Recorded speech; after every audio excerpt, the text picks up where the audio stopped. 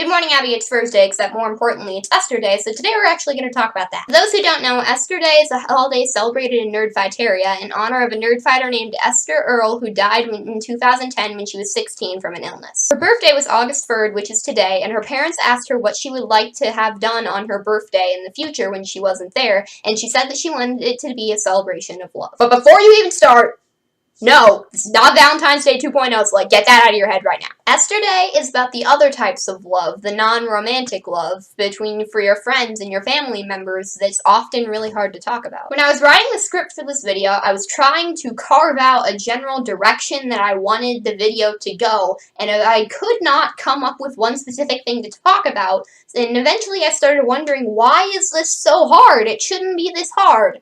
And the answer I have come to is that human language is stupid. Okay, I take that back. The language isn't necessarily stupid, it just does not have the right words in it. You see, our words are hardwired so that we are able to describe things that can easily be observed and proven. The stuffed animal has feet. The flash drive is blue. When you point the camera at itself, weird stuff happens. But when we try to explain things that cannot be easily seen by other people, everything just kind of falls apart and our language seems fairly two-dimensional. This is illustrated very well by the fact that a lot of this video is going to be containing examples. For example, I hate the word happy because it does not adequately describe what it is supposed to describe. Happy has a connotation of finality. Like, if you are happy, then you will never feel sad again, and everything is good, and it's amazing, and everything just feels nice. Whereas if you are unhappy, everything is a nightmare, and you will never feel good about yourself again. Yeah, well, I have a newsflash for the English language. That's not true. For example,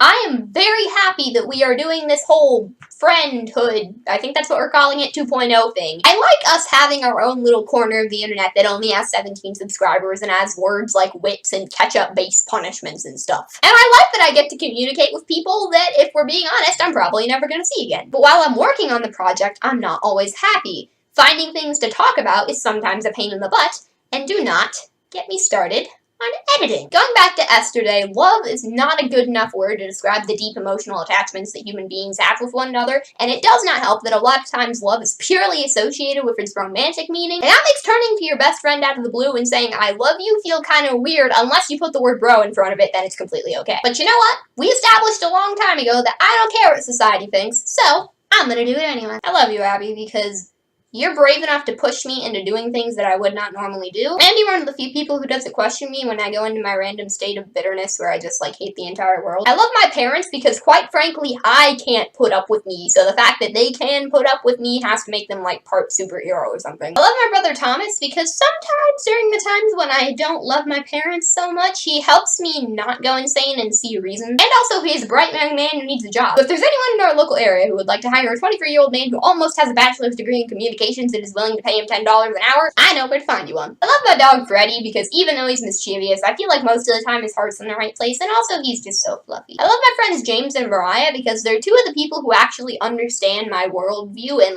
listen to my weird ranting, and also they're really good at giving feedback for things. I love my friend Hope because she's very good at giving alternate viewpoints to things, and also she's my fellow fangirl. I really don't feel like the words I said were adequate enough to describe anything that I feel, but as we've established, our language is not good. No question of the day today, but there is a challenge of the day.